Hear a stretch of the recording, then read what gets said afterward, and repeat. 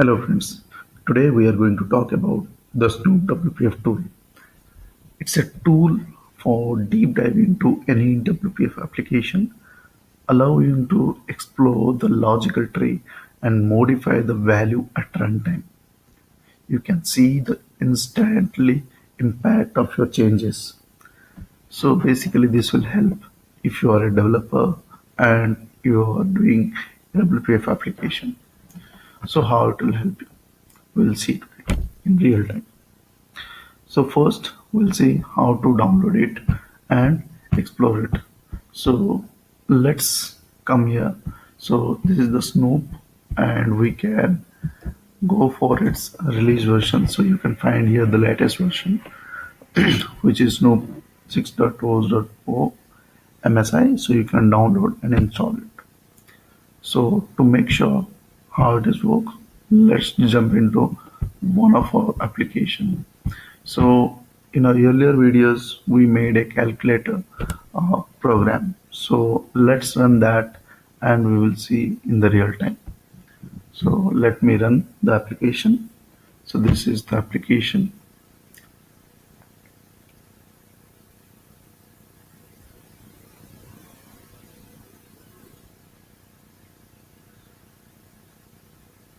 So when we are running application, we can we can update only the values which are visible to the user.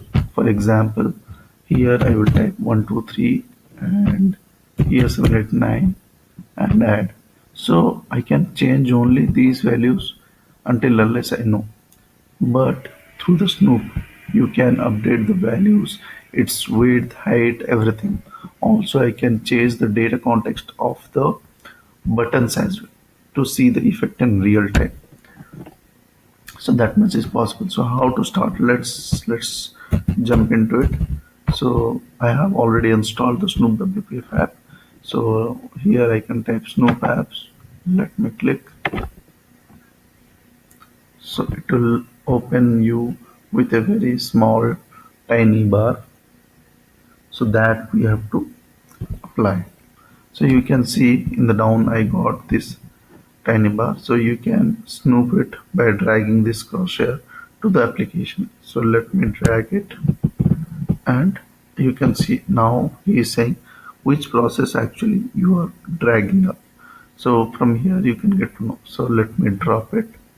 So it will open a window where I can see all my properties, all my buttons and all the logical tree completely so that I can edit and update. So you can see now. Okay. So you can see now. So all the data context it is showing and you can see each and every property. Even if you can go for the data context if you are valuing for. So your data context will be here and each and every value will be shown here. All the events will be listed down here. So all change tracks and you can put your access key, click button base, everything you can execute from here also. So triggers, so all the triggers will be come here and behaviors and like methods. So all the methods will be you can invoke from here as well. So whatever you want to make any event to be invoked directly from here, you can do it. So you can select any particular the method and you can pass them directly by invoke. So you can use data context property as well so that it will be easy for you. And debug listener, basically this will be your error logs or anything you want. If you want all, then all things will be get tracked and start listening for it. So that much information you can get it.